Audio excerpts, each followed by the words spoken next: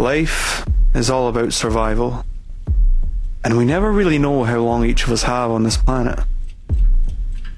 But our job as a species is to persevere and eliminate anything which may threaten our survival. So what's the biggest threat you can think of? Pollution, disease, natural disasters.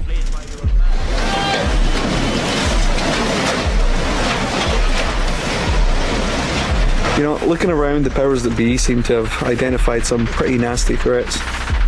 And so we have the war on terror, the war on crime, the war on drugs, the war on cancer. But when do we ever think about our basic life support needs? We usually don't have to because, luckily for us, we have a system. A system whereby the cost of living can be earned. You can gain employment and work for money, which of course provides access to food, to water, to shelter. And it's a good thing we have this system, because without money, you're as good as dead. But if you're without a job, no need to worry, because, yeah, again, we have a system. If you're out of work, for whatever reason, simply apply for government aid. See, all the people with jobs pay taxes.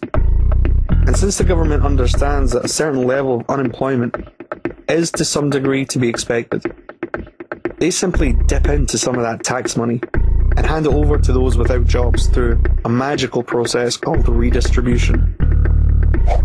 But it kind of makes you wonder, if this is our big solution to unemployment, where's the threshold?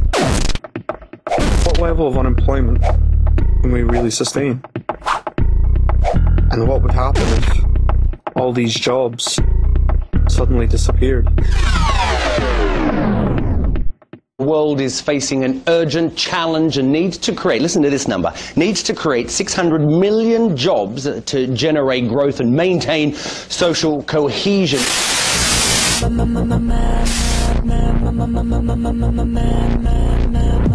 Defence giant BAE Systems has confirmed it's cutting almost 3,000 jobs at sites across the country. Tata Steel, which employs 90,000 people in its UK steel business, has announced it is cutting 900 jobs around the UK. Another blow to the region's economy today as the energy giant E.ON announced that 600 jobs are to go at a call centre in Essex. The Pfizer facility in Kent, the world's biggest drugs company, runs the UK's largest foreign-owned research and development facility.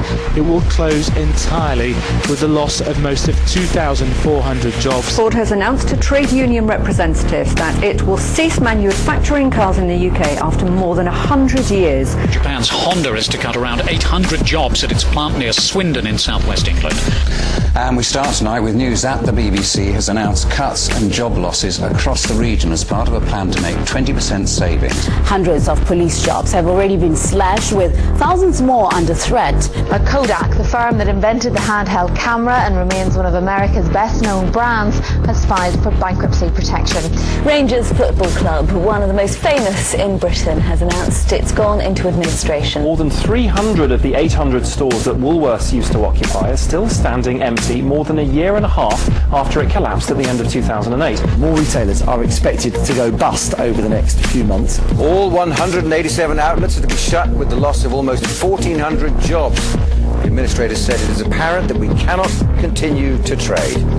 It was once Britain's biggest sports retailer, but today JJB Sports announced plans to go into administration. 6,500 jobs are at risk after the electrical retailer Comet announced it's going into administration. More than 4,000 jobs at risk after HMV announced that it was going into administration. It follows other chains. It's Blockbuster. It's become the latest casualty on the high street this week. A quarter of its stores are going to close. More than 700 people are going to be made redundant. There's serious doubts now about the future of around 6,000 jobs in the UK after the company asked for its shares to be suspended last Wednesday. Former Stands employees have come to the decision to occupy the store as a direct consequence of the actions of management. A buyer hasn't been found, and the group currently employs a total of nearly 4,000 staff. Taiwan's IT giant Foxconn announced it plans to replace up to 500,000 human workers with robots in the next 3 years. It's called Scan and Do Shop. Customers love it. Very simple system. Each load is almost 300 tons. But look closely, there's no one behind the wheel. The facility boasts the first robotic system in the UK to deliver supplies such as linen and food, and an automated robotic pharmacy. 井上さん、ミルクティーですね。岩下さん、オレンジジュースですね。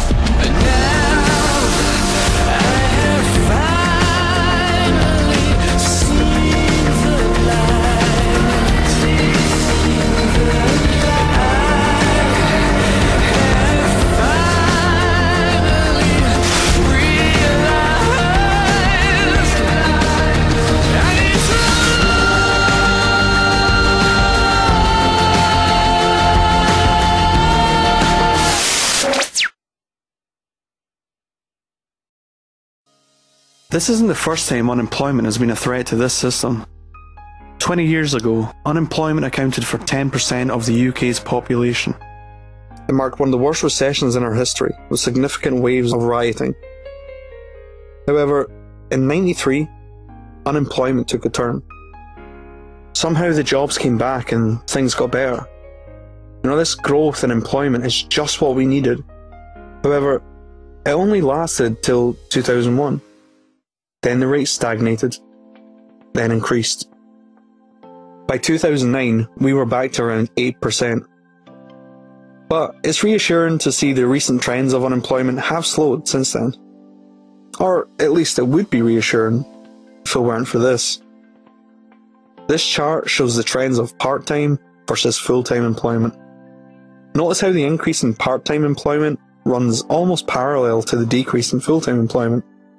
So where one person may have been working, say, a 40-hour week contract, now two people would each be contracted 20 hours. And funnily enough, this crossover section occurred in 2009. So because technically more people are employed, the rates falsely imply a slight slowing down of job loss. But in reality, the amount of available work is shrinking, and the economy is only getting worse. So what happened last time we were in this mess? Let's go back to '93. What changed?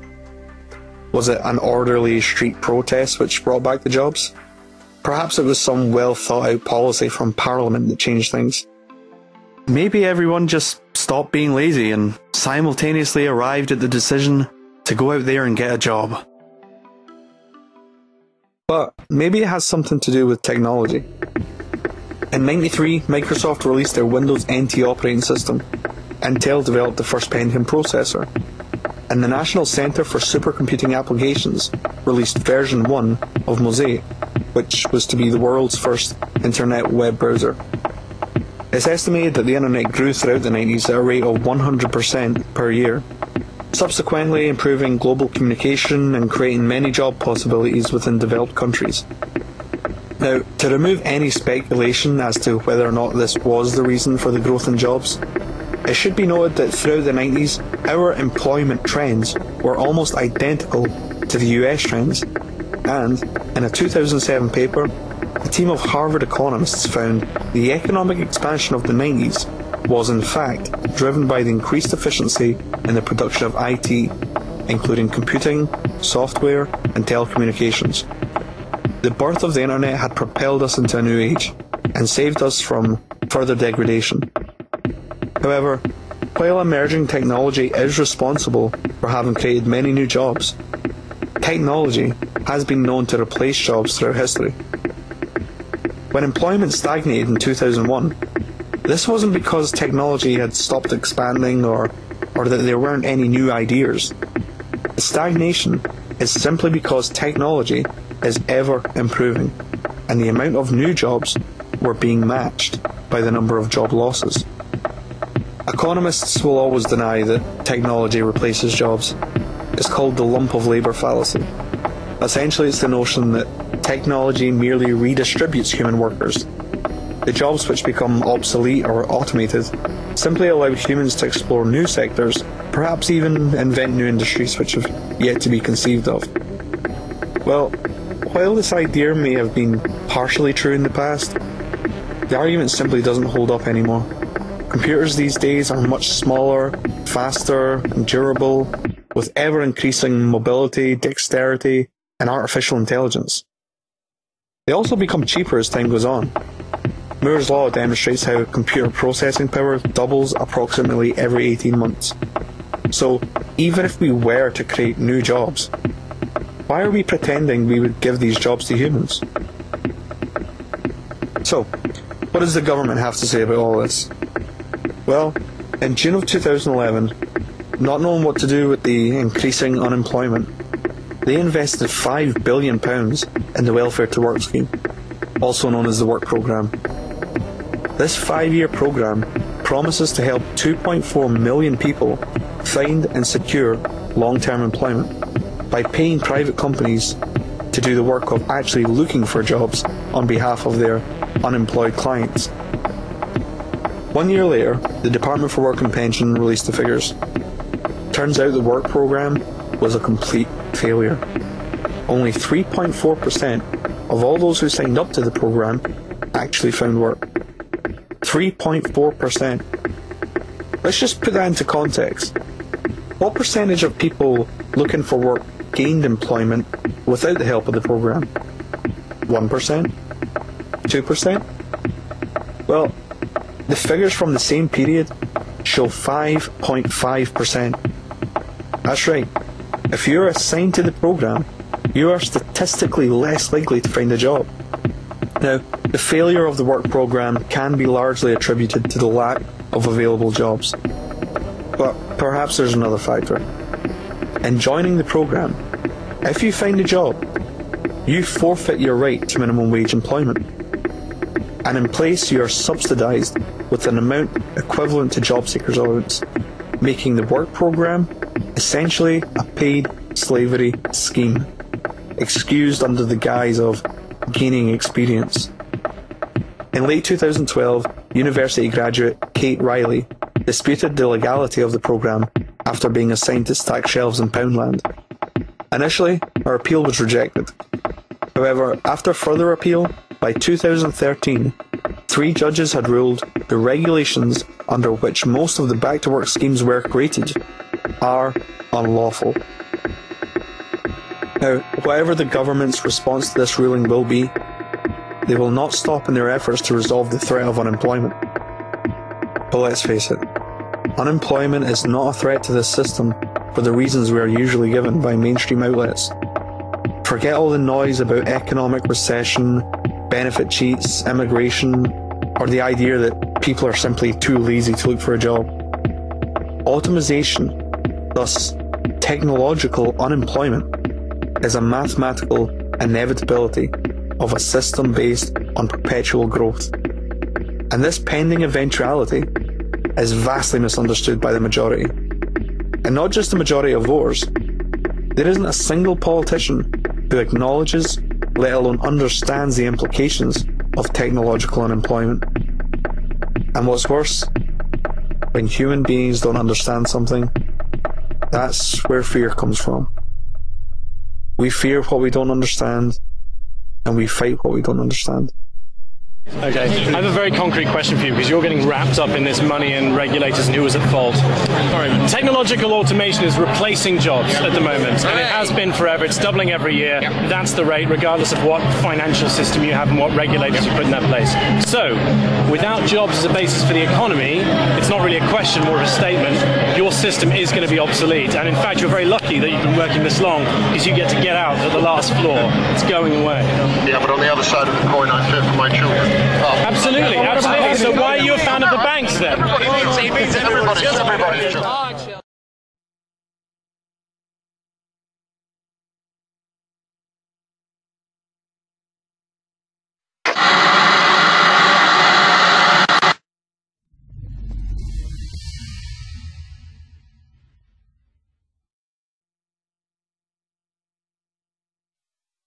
In recent times, high street shops have been disappearing at staggering rates, taking thousands of jobs with them.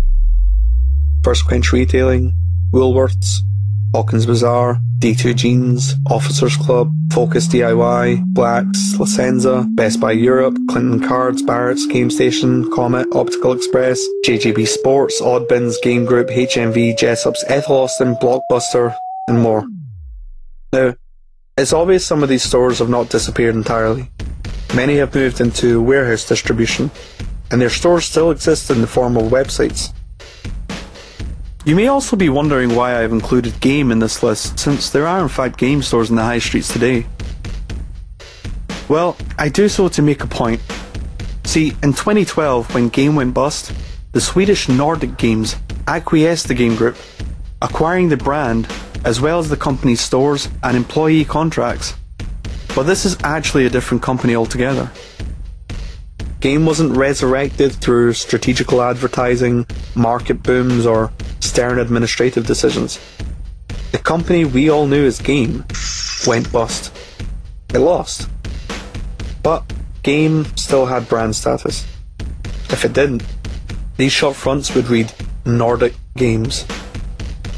So, why is there so much failure in retail? Are we merely witnessing the natural boom and bust cycles of free market economics?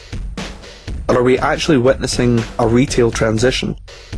Looking back, our high streets consisted of small, family-owned businesses.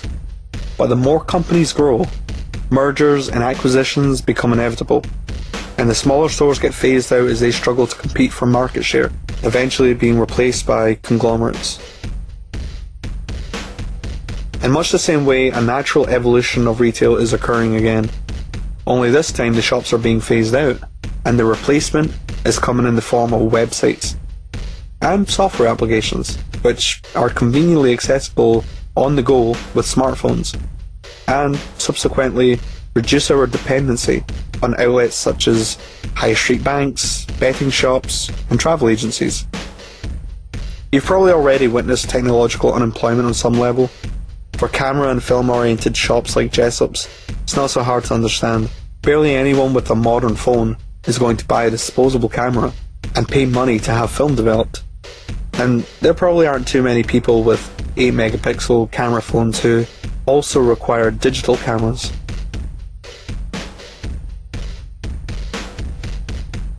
Due to advancing technology, these stores have suddenly become specialist stores, their customers now having to mainly consist of serious photographers.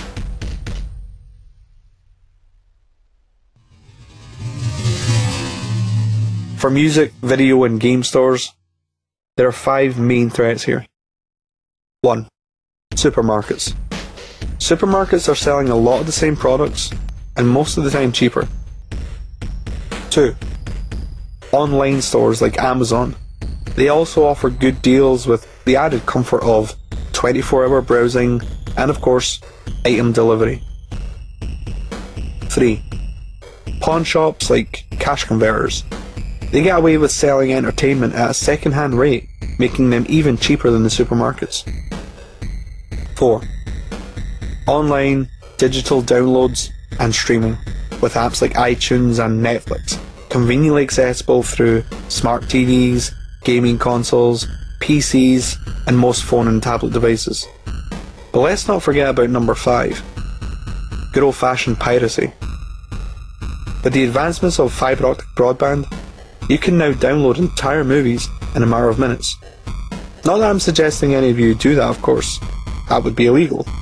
I'm just saying it's easier and faster than going to the shops, waiting on the postman, or signing into the Netflix account on the PS3. As an aside, if any part of you is enraged at the thought of all these immoral people illegally sharing media, why not aim some of that authentic aggression at the idea of a society which distributes digital entertainment in physical form? The wastefulness of this would be equivalent to having a unique physical address in order to access each and every website in existence. But perhaps you like the plastic cases, and what's wrong with that? Well, the case itself is made from polypropylene, while the clear film sleeve is made from polyester. By bonding these different plastic materials together, it makes them almost impossible to properly recycle on large scale. So when the plastic rips, breaks, or even just gets old and wasted, they have to either be buried in landfills or incinerated, which of course produces toxic chemicals. And this is the system we support by the way we choose to purchase entertainment, despite having had the possibility of digital alternatives for over a decade. Asking people to shop in these stores is asking us to live in an unnatural, counter-progressive way. So, perhaps the failure of these stores is a good thing. But, good or bad, a digital acquisition is upon us, and the failure of these stores are simply a matter of time. And yes, even if they sell their brand status, they're failing. Nordic Game won't be too far behind either. But what about bookstores, like Waterstones? Well, the increase of tablet and ebook readers certainly poses a threat. However, I can imagine the feel of a book, which people are also nostalgic about, will be used as a justification argument for the continued stifling of a successful digital transition. But even without a digital alternative, Waterstones in particular is facing the same threats from online distribution and supermarkets, as are almost all product-based stores. Products to do with body care, cosmetics, clothing, mobile phones, electrical appliances, and even musical equipment. However, there is an argument to be made that the high street stores are different, perhaps even better than a website or a supermarket, and that they provide knowledgeable staff. Perhaps you're unsure of what product is best for you. In these shops, you can interact with friendly salespeople who are in fact qualified to offer advice and help you make the right decision. Well, while it is true that these employees are trained to help customers, and they are required to have a certain level of knowledge about the product, they also have something which no one really questions: sales targets. Either the staff or the store itself will have target requirements. If I wandered into a phone shop unsure of what to buy and make the mistake of telling the salesperson that I'm not too familiar with the differences, I leave myself open to a product sale bias. In this scenario, the store has no problem selling the best products, so instead I am presented with an inferior product which the store is struggling to offload. The salesperson's job here becomes distorted, and I, the customer, will most likely be subjected to an eager sales pitch as opposed to honest insight. You are going to get what's ever in this box for $24.99. Oh no! No! He's got 3 balls of sex in this thing for £26.99. Now £26 quid each. You need to buy. Boys, please, please. Oh, Matt, no. You need to buy now. In our current system, money is the driving force, and as such, the advice and intent to help a consumer make the right decision is only a conditionality when required. But the main priority is always profit. I know this is designed for kids. I've had some fun with this thing. This is amazing. What's so great about this is the kids love tablets. They love playing with tablets. They love the games. They love the educational games. But mom and dad want them to be safe. They want them to do, everything on. But, it's... You okay? Okay. What it does is it gives us an opportunity for us to be able to offer a piece of electronic equipment that is simple for children to operate, but also mom and dad can operate it as well. At $149.94, the secret of it is that it has all the technology that mom and dad's tablet has. It's got the Android operating system 4.0. It's got all... Now, had we instead used the internet as a guide, either through social media or public forums, we would obtain better and more accurate advice. The usefulness of these salespeople, which we've all grown accustomed to, pale in comparison to the advice found online.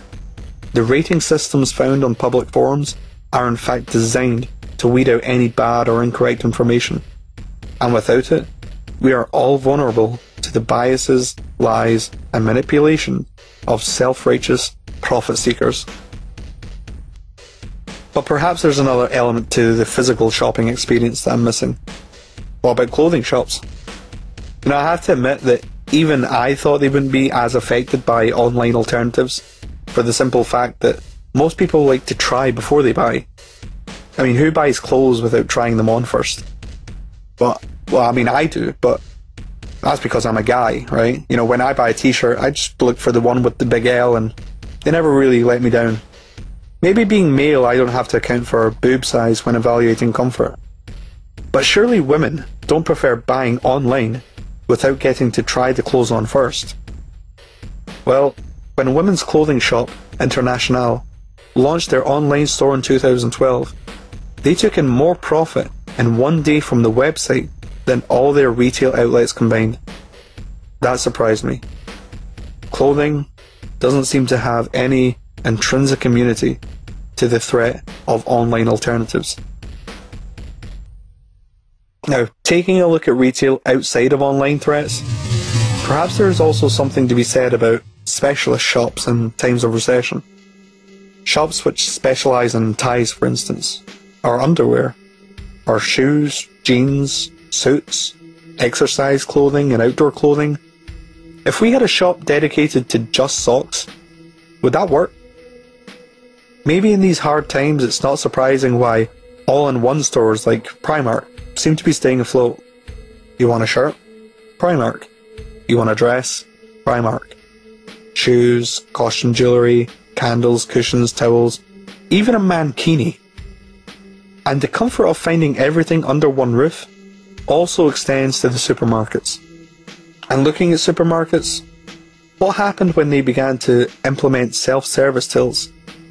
In this Tesco's, the 9 items or less section has been completely replaced with self-scanning. So now, only one job is required to assist those unfamiliar with the process, or those trying to purchase items which require age verification. When this technology extends to the larger conveyor belt sections, as it has been in pockets, or more importantly, when high street stores like Primark adopt self-serving, retail will undergo yet another transitionary phase, resulting in thousands of redundancies, and these job losses will not be temporary. For once this process is in place, there is no reasonable argument to go back to having lines of paid humans who are in fact now more expensive in the long run. And this new self-service revolution doesn't end there.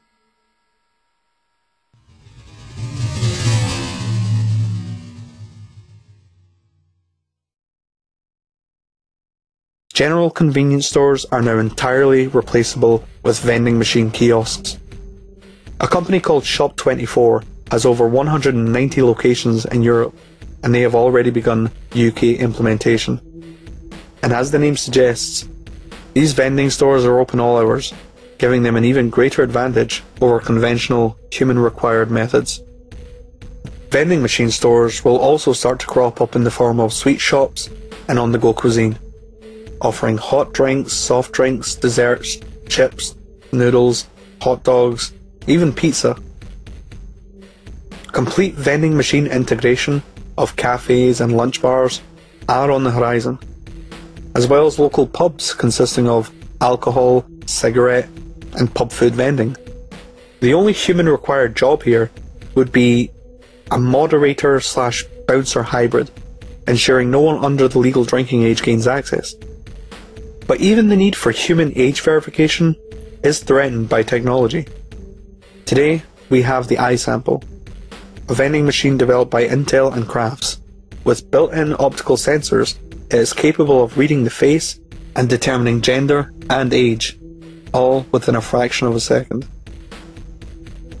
Earlier I mentioned pawn shops such as cash converters, and it's interesting to note how these shops actually tend to profit in times of economic recession. For the more we struggle to get by, the more likely we are to entertain leasing our goods at interest, despite the risk of losing them if we fail to buy them back within a certain time constraint. However, there are items which we would pawn with no intention of buying back, and I guess for that area of sales, more and more people are now turning to eBay. But how about charity shops? I believe they have longevity, as they provide a unique service. If you have old clothes or trinkets which you no longer need but don't feel they're valuable enough for the likes of eBay, charity shop donations are a morally viable way of discarding items no longer needed, and this product recycling process is far less wasteful than taking your old things to the skip. However, we are focusing on the relevance of a job loss and its effects on the economy. Since most charity shops are run by volunteers and their profits are in some part donated to charity, I fail to see their economic relevance here.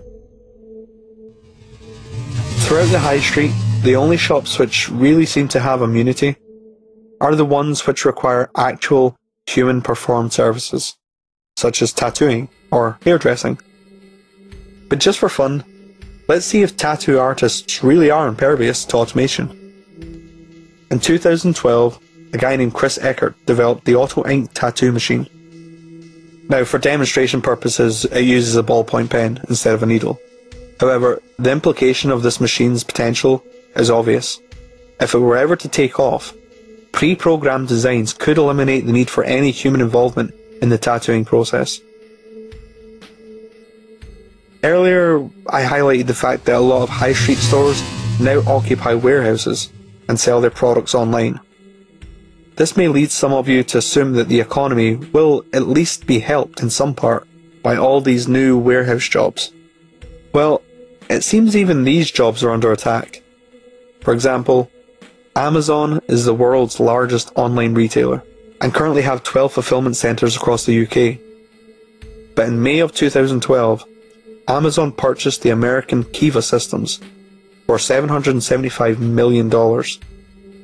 What is Kiva? Kiva is an autonomous robot which uses optical sensors to navigate through a warehouse. It reads inventory items as bits of digital information, which is then organised through complex algorithms in much the same way that Google organises web pages. They can pick, pack, and ship anything sold online faster and for a lot less money than a human. These efficiencies allow Kiva to gather goods within minutes of an order, allowing the remaining human workers to ship up to 4 times more packages in an hour. Similarly, the Spanish Boinesa group have incorporated 2 automised facilities. The first stores products directly as they are being unloaded from delivery vehicles, guaranteeing complete control and traceability of goods. And in the second, once products have been calibrated and classified, they are placed on double-depth shelving, which allows for twice the storage capacity without having to increase the amount of stack of cranes used. Since Boinesa switched to using the high-speed automised facilities, they have eliminated the need for human operator intervention and have increased their product control and warehouse security to the extent that output is now 5 times the amount of a conventional warehouse.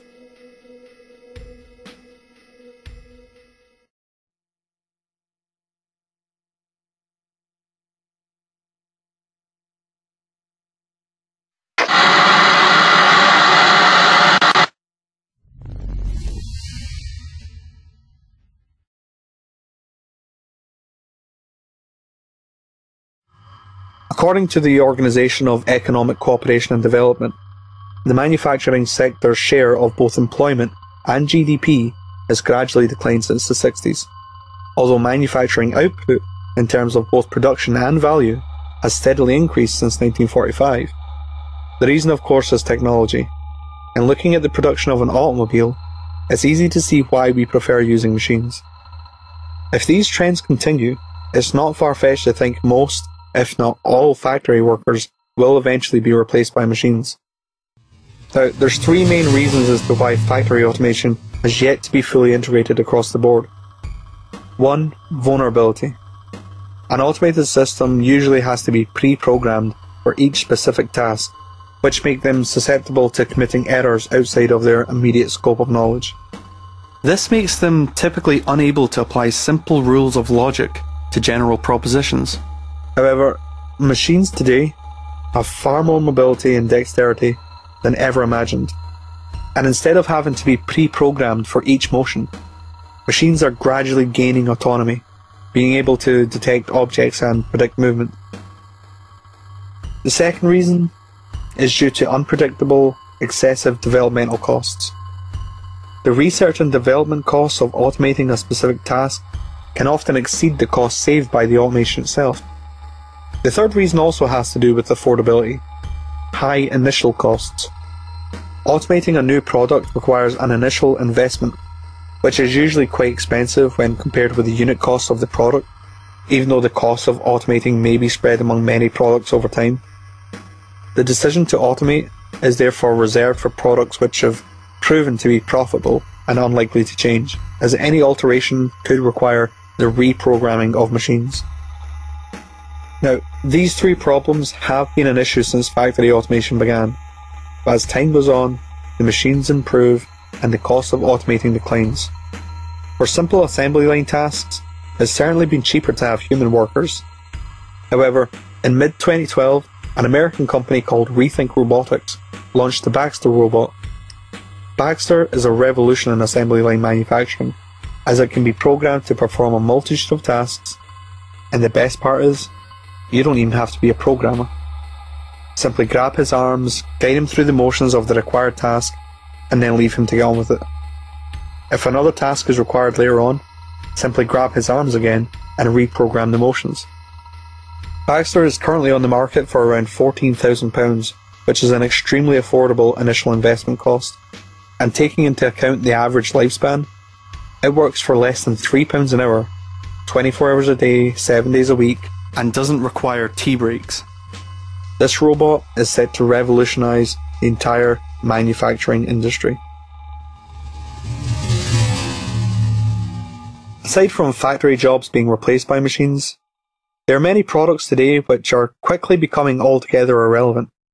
For those of us with smartphones and tablets, the following examples may appear too obvious to require a detailed analysis. But for those of you who have yet to acknowledge this trend, let's take a look at the implied future of the smartphone app. Currently, apps are in the process of killing a vast range of physical products, most obviously paper products.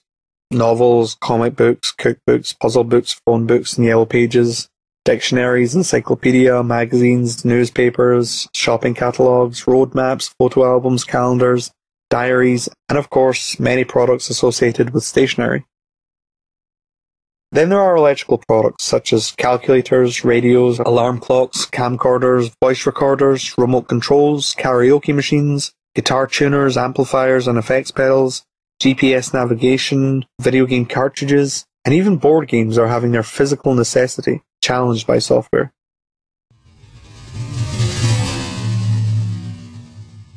Now what about desktop computers? Most people only really use their PCs for surfing the web, socializing, listening to music and watching videos, all of which can now be done on the same smartphones and tablets.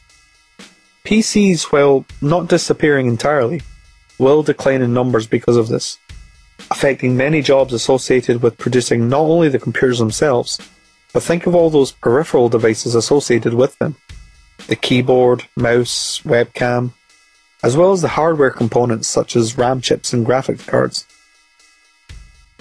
Now, this might seem overly pessimistic. However, a survey by the International Data Corporation showed tablets to account for a third of all computing sales in 2012, and even Microsoft are acknowledging the inevitable outcome. And with the advent of 4G wireless networking, which allows for high-speed internet on our mobile devices, we can now use applications like Skype and FaceTime to make phone calls to and from anywhere in the world for free. The implication being the demise of traditional landline phones and mobile network tariffs. British Telecom have been preparing for this and have already launched their cloud network. Now, digital alternatives may not yet be adopted by the majority, perhaps mostly because of nostalgia rather than efficiency. But the children of the future are not going to care about the toys of the past.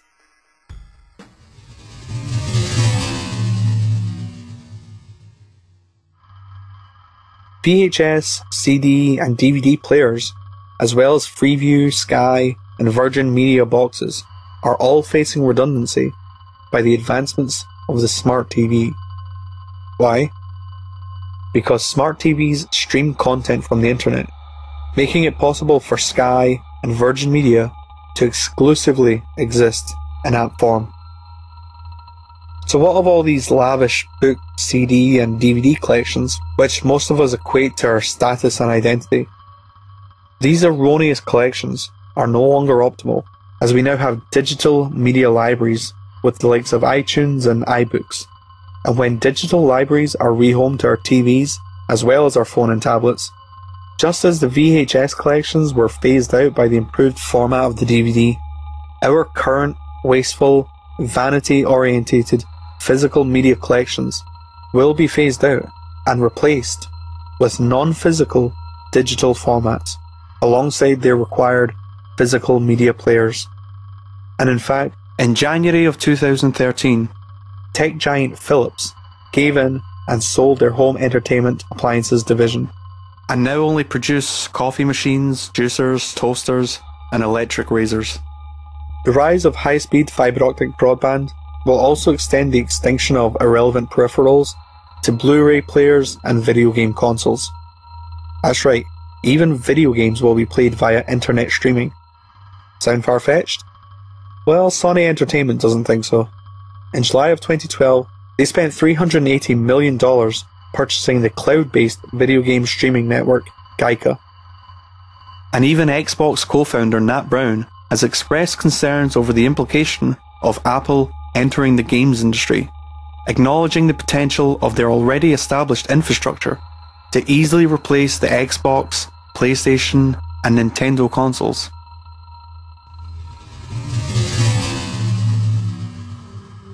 Now, obviously there are many physical products on the market which are not threatened by digital downloading. However, in October of 2012, the City of London was host to the world's first ever consumer 3D print show, displaying how 3D printing can allow customers to download and print a vast range of products as and when they need them. Now, this is not merely a glimpse into a hypothetical future.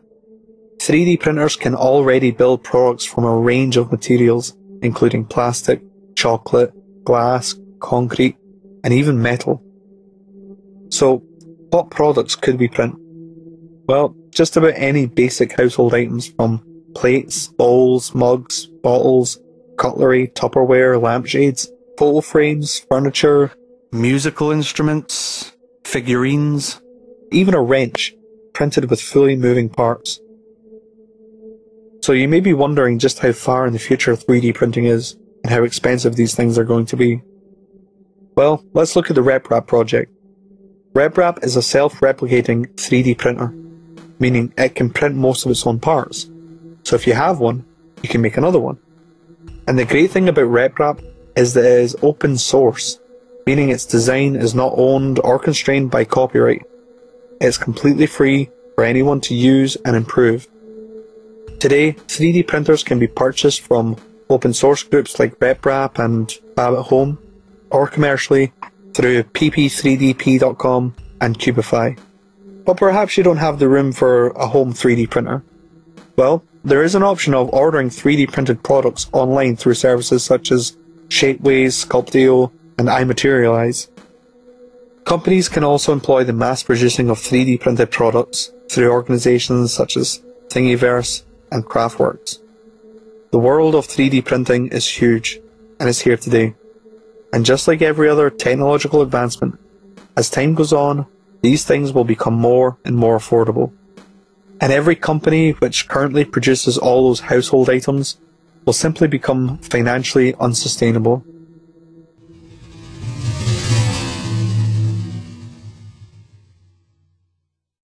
A group called PIF3D aimed to exploit the replicating abilities of RepRap by taking the machine to universities and hosting 24-hour 3D printing parties, where they give people the skills to build one of these things.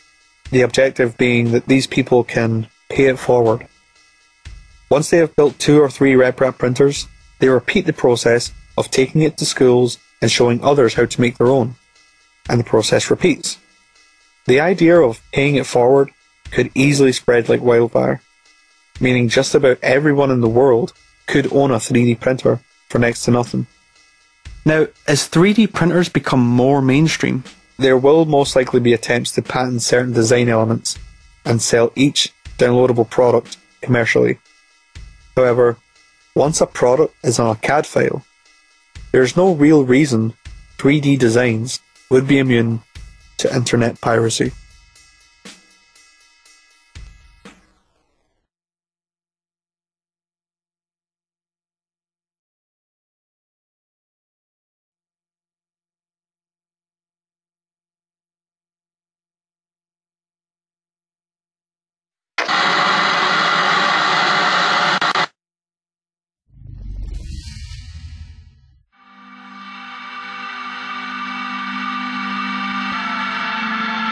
Around 2.5% of the UK's population have jobs which require a driving licence.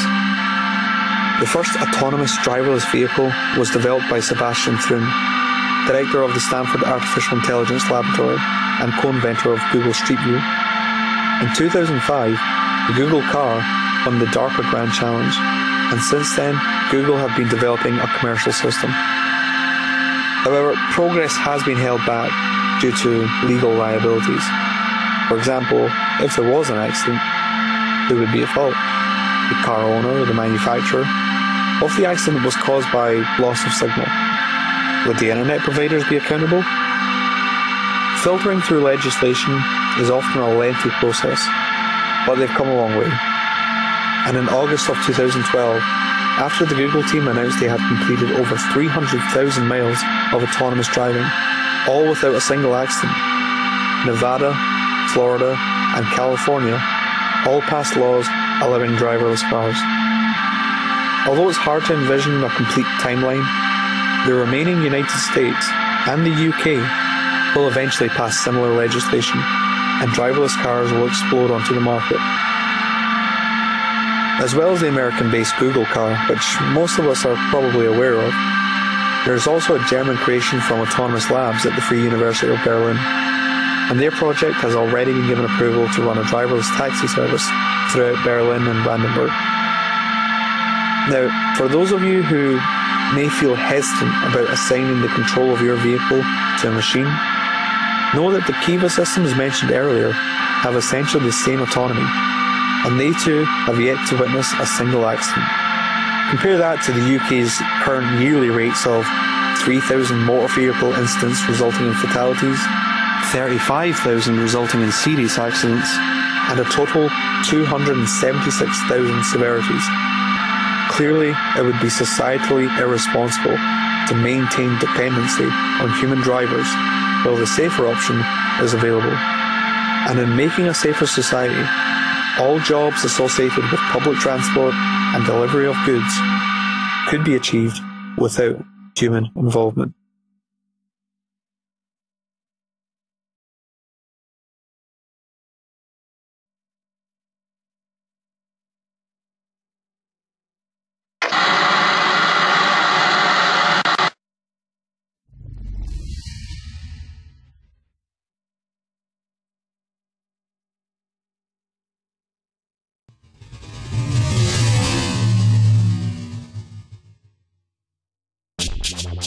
GEA Farm Technologies provides technological solutions to livestock farming, including the development of a fully automated milking system for dairy farms.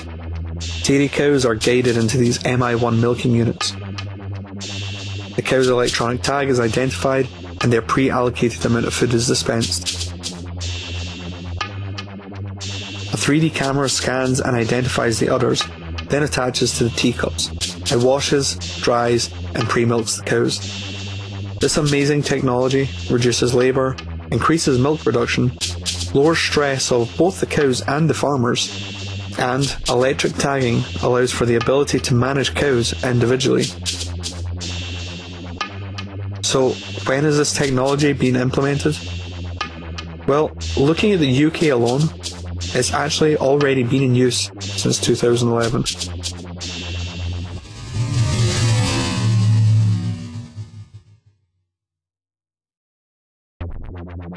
EGNOS Precision Farming is a system which uses GPS guidance technology for crop cultivation. The AutoTrack technology sends signals to the tractor steering system via a GPS receiver. The resulting navigation is so precise that farmers can actually treat soil and crops in a site-specific manner and ensure optimum chemical doses are applied to the right places.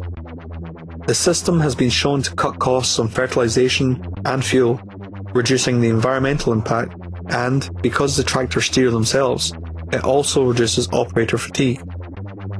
As you've probably guessed, it's only a matter of time before these tractors are also equipped with autonomous driving technology, spelling the end of this particular human-required task and allowing for the full automation of crop cultivation. But why limit crop cultivation to fields? In 1999, a professor of environmental health sciences at Columbia University in New York, Dixon Despomier, challenged his students to feed the entire population of Manhattan using 13 acres of usable rooftop gardens. The class calculated that only 2% of all the people could be fed using this method. Unsatisfied with the results, Despomier made an off-the-cuff suggestion of growing plants indoors and vertically. The idea sparked interest, and by 2001, the first outline of a vertical farm was introduced.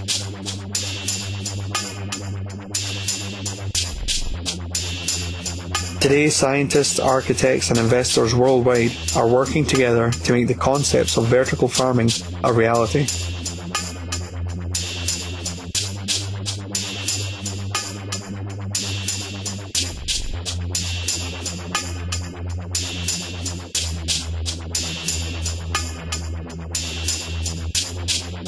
Unlike traditional agriculture, a controlled indoor environment is not susceptible to crop loss from severe weather conditions, nor is it limited by seasonal crop production. And using the method of hydroponics, which doesn't require soil, water is preserved in a closed-loop system, eliminating the concern of agricultural runoff, and since it's continually recycled, the total water usage is 70% less than our current requirements. Without soil, the system is also immune to most pesticides, meaning we could do away with having to spray agrochemicals on our food. And for any of you skeptical about the limitations of hydroponic farming, here's a list of already commercially available products from hydroponically produced plants.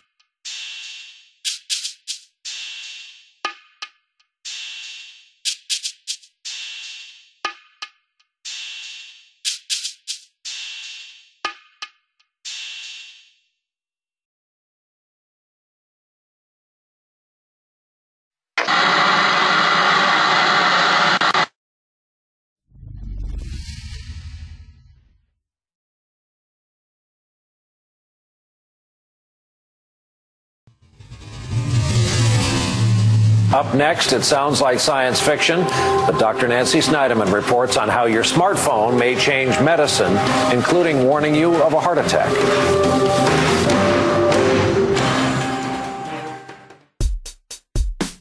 By modifying an iPhone with this ECG attachment and using the Alive ECG app, your heart rate, temperature, oxygen and fluid levels can all be recorded with the results directly uploadable to your cardiologist. Blood, saliva, urine, and even sweat can all be tested with this device.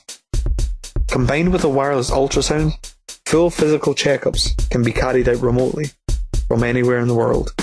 There's 20 million, over 20 million echocardiograms done a year. So 20 million times $800, that's a lot of money. Probably 70–80% we can get rid of just by having this part of the physical exam. As for prescription medicine, perhaps the biggest threat is not with technology, but rather in the curing of illnesses. 15-year veteran of the pharmaceutical industry, Gwen Olson, stated, "The pharmaceutical industry is in the business of disease maintenance and symptoms management.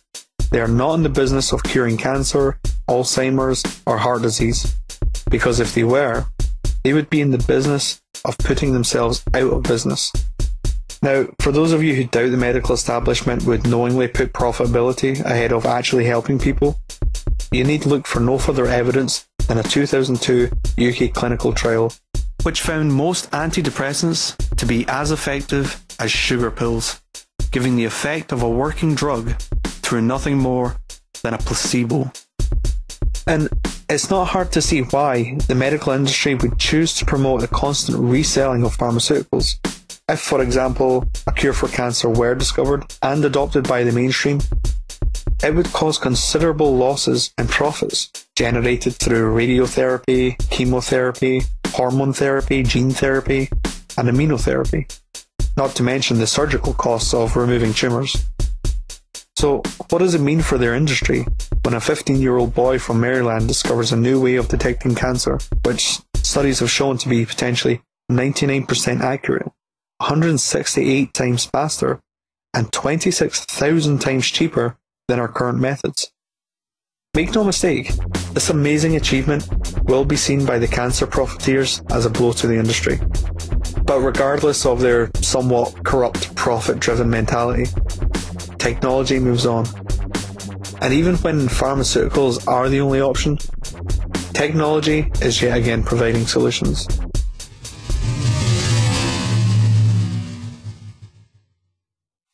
Organic chemists make molecules, very complicated molecules, by chopping up a big molecule into small molecules and get reverse engineering.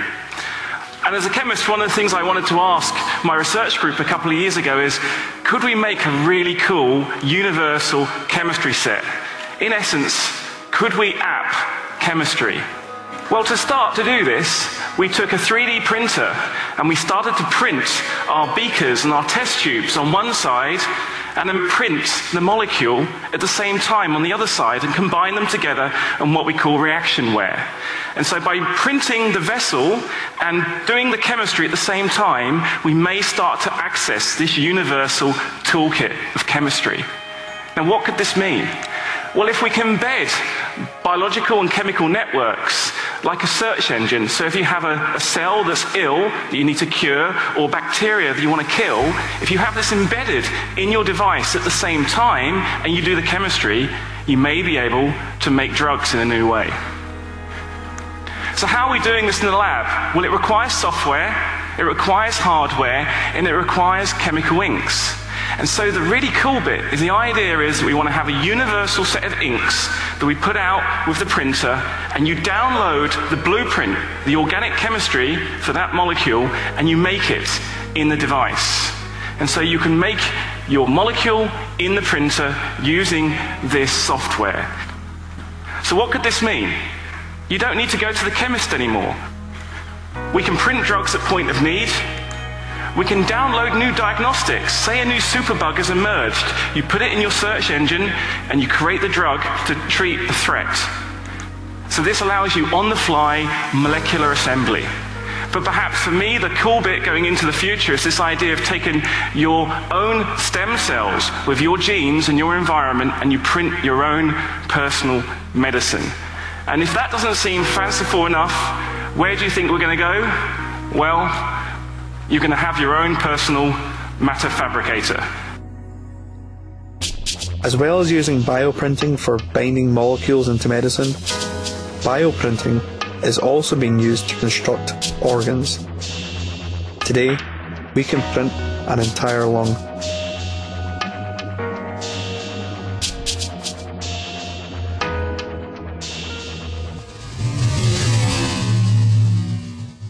Now, looking at hospital care, I'm sure most of you are now aware of these telepresent robots, which allow intensive care specialists to remotely communicate with patients across multiple hospitals.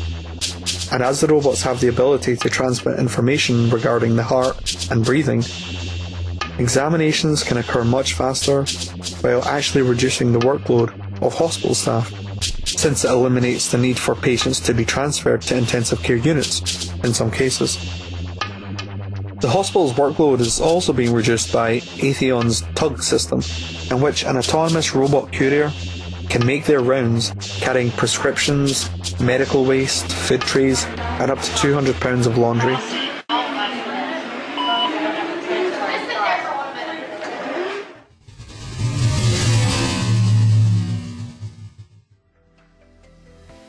As for home care, meet Asimo.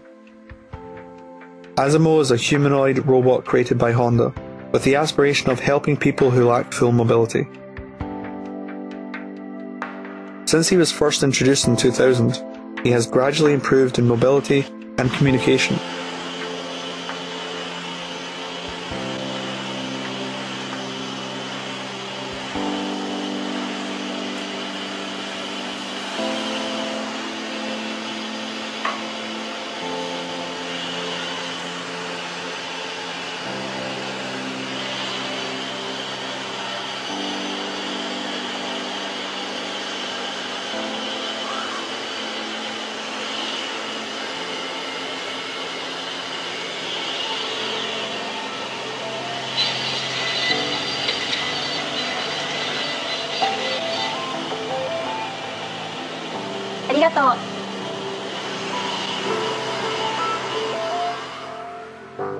Eventually, Asimo will be capable of performing most tasks typically required of home care staff. Now, there are many people who irrationally fear technology, with their frame of reference limited to what they see in movies. But in reality, technology is the provider of many solutions across the full spectrum of health and illnesses. When she was born, her legs were up by her ears and her shoulders were internally rotated, and she had ulnar deviation on her hands and rocker bottom feet. The geneticist came upstairs and told us she had arthrogryposis multiplex congenita. They brought her legs down and they casted her, and slowly and surely she started to develop. Our first year with Emma, we found out that there was going to be a conference, and it was in Philadelphia. It was an arthrogryposis family meeting in Philadelphia where I described the REX. We watched a presentation on the REX. And that's how it all started. We ended up in Tarek and Whitney's workshop. The REX was attached to a stand, and she was able to put her arms into the REX and for the first time be able to lift her hand up towards her mouth. She just started, throwing her hands around and playing. We were bringing candy up for her to eat, and we were bringing toys up there, and it was so fun for us to go up there and to see her play.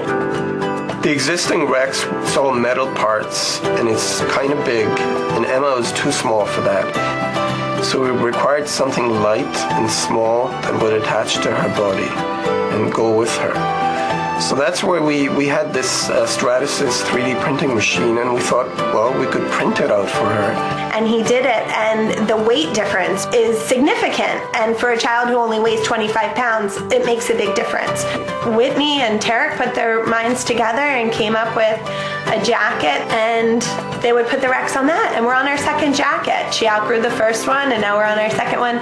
And it's still evolving. It's still growing into this incredible prosthetic that helps her to use her arms. Without the 3D printer, we would not be in a position we're in with these younger kids, making them a REX device that can go with them. This is one of those industries that matches perfectly with 3D printing, additive manufacturing, because we need custom everything. I think 3D scanning and printing technology is the future for this field. The ABS plastic that they use is the same plastic used in Legos. It's human friendly, if you will. It's really strong and durable to handle the abuse. We can answer a need in a heartbeat. If the REX breaks, all I have to do is take a picture and email it to Whitney. He knows exactly what the piece is. He prints it out. I go to the hospital, or he's even mailed them. I don't have to worry about lead time to machine something, order supplies. I can just basically go back to my program and print out another one. And it's back together and it's working. When she started to express herself, we would go upstairs and we would say, Emma, we're going to put the REX on. And she called them her magic arms. And everyone in the room cried. We took it off of her on this one occasion to make some adjustments to it. And as we took it off, she cried out, I want that. And we didn't think all that much of it. But when Mom started to cry, and we look over and ask Mom why she's crying, and she kind of takes a moment to recompose herself and tell us that that was her first complete sentence. To be a part of that, a little special moment for somebody else, can't help but kind of tug at your heartstrings.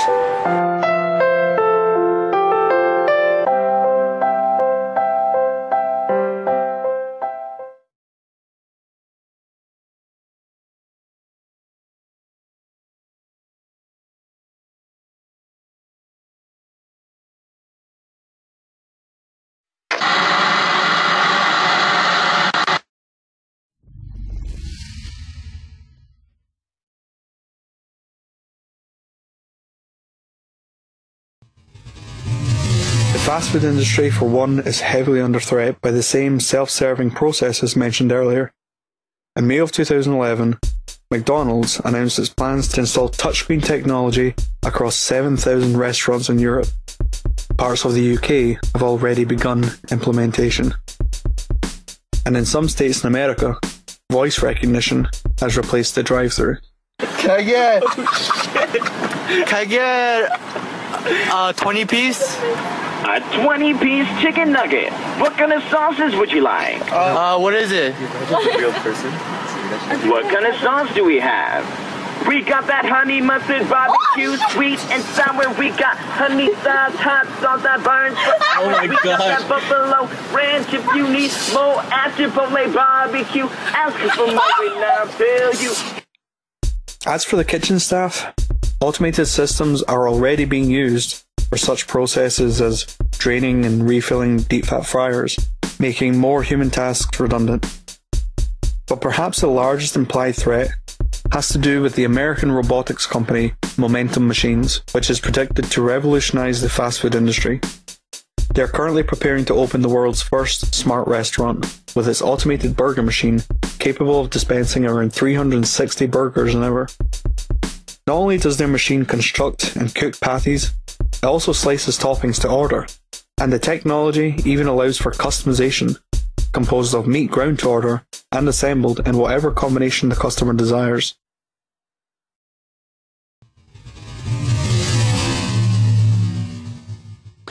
Restaurant jobs are also threatened by automation.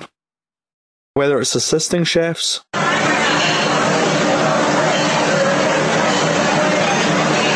or replacing them completely.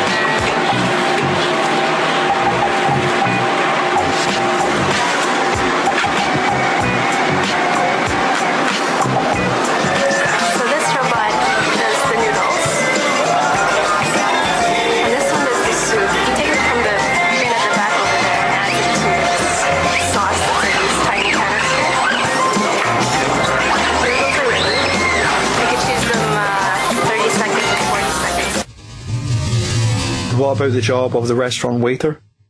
Well, aside from using robots, Germany is pioneering a different approach. You make your order from a touchscreen, and the food is dispensed via a railing system and delivered to your table when ready.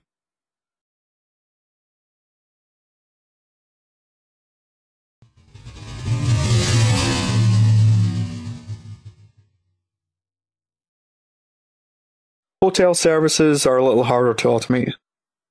But obviously there are elements of automation which do reduce the workload. Straight away you have automatic check-in and a restaurant that turns into a dance floor.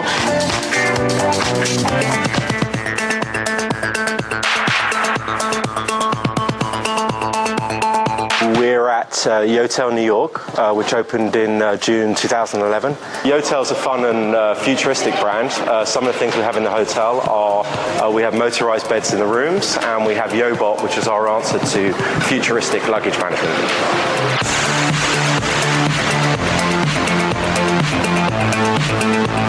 At the moment, what we do is we take people's luggage and they store it in the bins provided, and the Yobot takes it and stores it up on the wall. What we've done now is we've agreed with the airports, for example, like the JetBlue terminal. You'll be able to choose which airport you want to go to, say JFK or Newark. The bin will come down, you'll put your luggage in there, and then Yobot will shift your luggage through tunnels in New York, and you'll be able to pick it up at each of the airport terminals.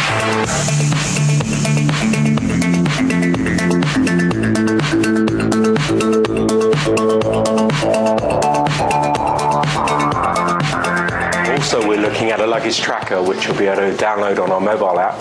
So you'll be able to follow your luggage from its journey from here at the hotel all the way to the airport. We're also even looking at being able to ship people and the luggage from Yotel New York to one of our airport hotels in the future. Even cleaning and maintenance is potentially threatened by a series of robots, such as the Roomba autonomous hoover and the Winbot autonomous window cleaner. But perhaps there's some non-automated threats to the traditional process of accommodation. Couchsurfing.com is a sort of social network community where people register their hospitality. The idea being, if you want to travel, you simply type where you want to go, specify how many of you are going, and then search from a list of willing participants. Within this type of community, you can potentially travel the world without any need for paid accommodation.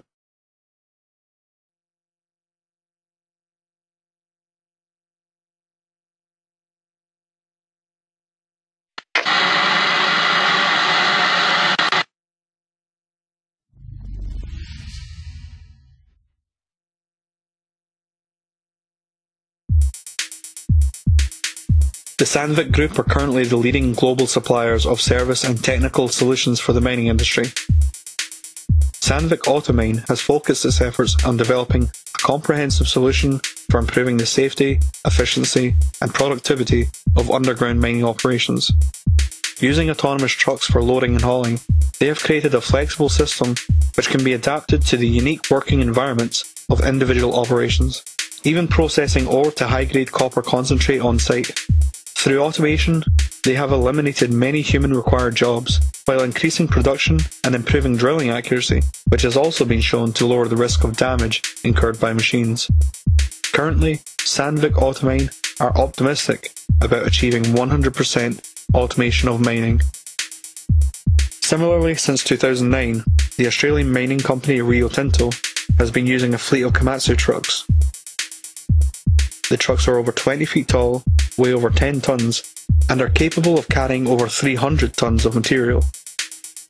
The trucks are fitted with Komatsu's autonomous haulage system, which allows for navigation from loading units to dumping locations including waste dumps, stockpiles and crushers. However, let's take a step back. Looking at the end production of a mining operation, the reason we associate gold and silver with such high value is because of the difficulty in obtaining and processing these materials, coupled with the time it takes for the earth to naturally produce a diamond, for example. The ability to produce a diamond in a lab has been around for a long time. However, gem quality results have only been achievable in the last few years. Specifically, the American company Gemesis have made huge advancements in the production of synthetic diamonds, with an output of up to 40 rare gems each day. As for the cost, a 1 carat yellow diamond from nature equates to about £13,500, whereas a synthetic replica costs just £4,000. So when we begin to speculate about the future of synthetic materials, perhaps it's not too far-fetched to think we could create copper, coltan, gold and silver and bring these materials to market for a much lower cost than they are today, which would invariably reduce the cost of all technological applications which depend on these materials.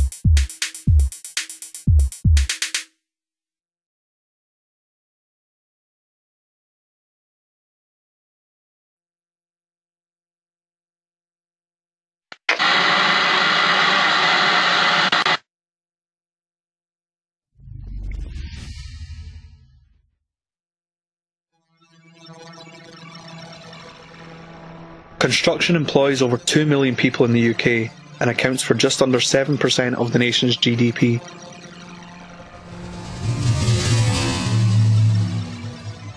Firstly, let's look at construction as it is today. Because of all the different trades involved, construction is prone to management inefficiency and corruption.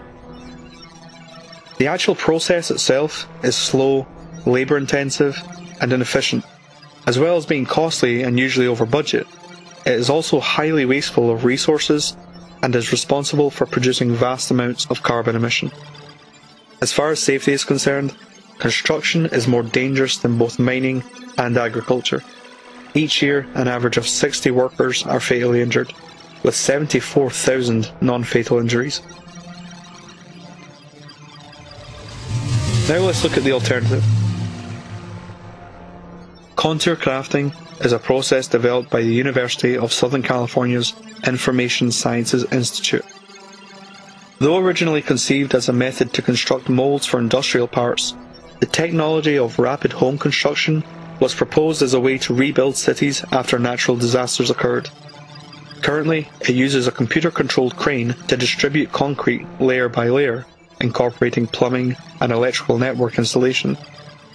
With contour crafting, buildings are rapidly and efficiently constructed with zero manual labour, zero waste, and little emission. It is estimated an average family home could be built in less than 20 hours. However, the homes of the future will not be constrained by today's architectural limitations, for these machines can extrude intricate and complex designs. Perhaps the design of your home will only be limited by your imagination. Now, contour crafting is still relatively new. However, it's easy to see how in the near future this project could be commercialized as a means of streamlining the entire construction industry, destroying a number of jobs not only associated with construction, but also those of plumbers, electricians, and perhaps even architects.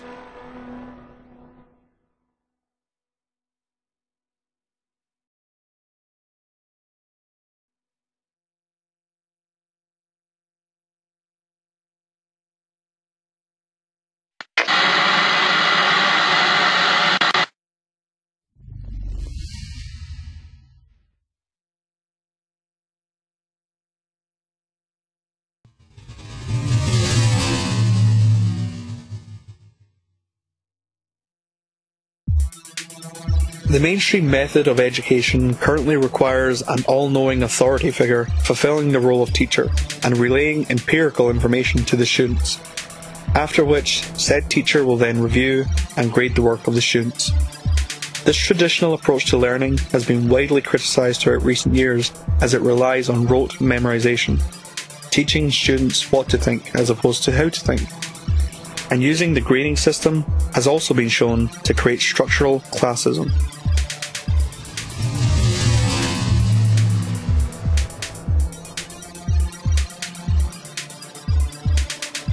Sagutha Mitra is a professor of educational technology at the University of Newcastle.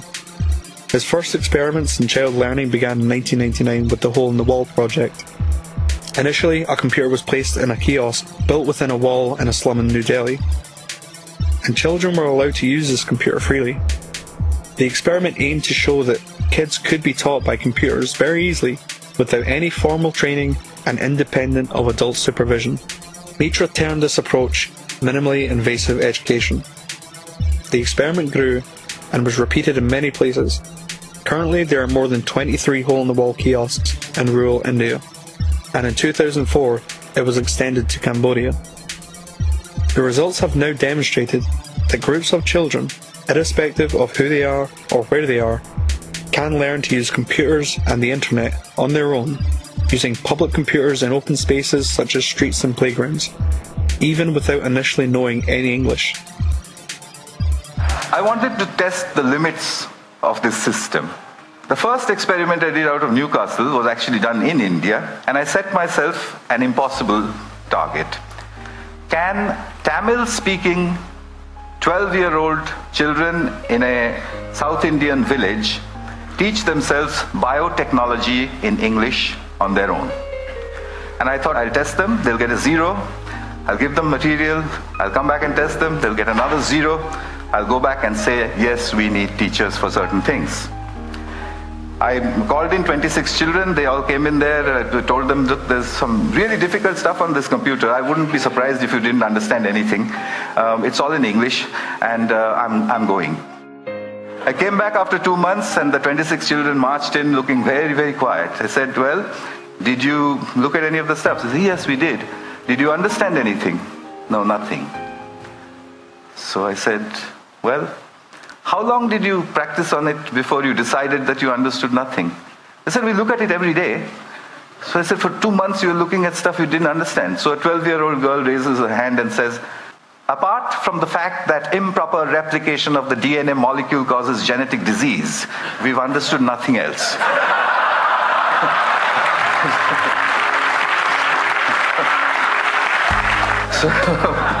So their scores had gone up from 0 to 30%, which is an educational impossibility under the circumstances. But 30% is not a pass. So I found that they had a friend, a local accountant, a young girl, and they played football with her. I asked that girl, would you teach them enough biotechnology to pass? And she said, how would I do that? I don't know the subject. I said, no, use the method of the grandmother. She said, what's that? I said, well, what you've got to do is stand behind them and admire them all the time. Just say to them, that's cool, that's fantastic, what is that? Can you do that again? Can you show me some more? She did that for 2 months. The scores went up to 50, which is what the posh schools of New Delhi with a trained biotechnology teacher were getting. So I came back to Newcastle with these results and decided that there was something happening here that definitely was getting very serious. Across the River Tyne, 5,000 miles from Delhi, is the little town of Gateshead. In Gateshead, I took 32 children and I started to fine-tune a method. I made them into groups of 4. I said, you make your own groups of 4. Each group of 4 can use 1 computer and not 4 computers. You can exchange groups, you can walk across to another group if you don't like your group, etc. You can go to another group, peer over their shoulders, see what they're doing, come back to your own group and claim it as your own work. The children enthusiastically got after me and said, now what do you want us to do? I gave them 6 GCSE questions. The first group, the best one, solved everything in 20 minutes. The worst, in 45. They used everything that they knew. News groups, Google, Wikipedia, Ask Jeeves, etc. The teachers said, is this deep learning? I said, well, let's try it. I'll come back after 2 months. We'll give them a paper test, no computers, no talking to each other, etc. The average score when I'd done it with the computers and the groups was 76%. When I did the experiment, when I did the test after 2 months, the score was 76%. There was photographic recall inside the children. I suspect because they're discussing with each other. A single child in front of a single computer will not do that. I have further results which are almost unbelievable of scores which go up with time. Because their teachers say that after the session is over, the children continue to Google further. Here in Britain, I put out a call for British grandmothers after my Kuppam experiment. The deal was that they would give me 1 hour of broadband time sitting at their homes 1 day in a week. So they did that, and over the last 2 years, over 600 hours of instruction has happened over Skype using what my students call the granny cloud. Power of the Supreme. Back in Gateshead, a 10-year-old girl gets into the heart of Hinduism in 15 minutes. You know, stuff which I don't know anything about. 2 children watch a TED Talk. They wanted to be footballers before. After watching 8 TED Talks, he wants to become Leonardo da Vinci.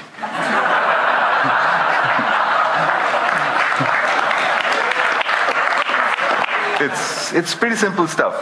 This is what I'm building now. They're called SOLs, self-organized learning environments. The furniture is designed so that children can sit in front of big, powerful screens, big broadband connections, but in groups. If they want, they can call the granny cloud. This is a SOL in Newcastle. The mediator is from Pune, India. So how far can we go? I think we've just stumbled across a self-organizing system.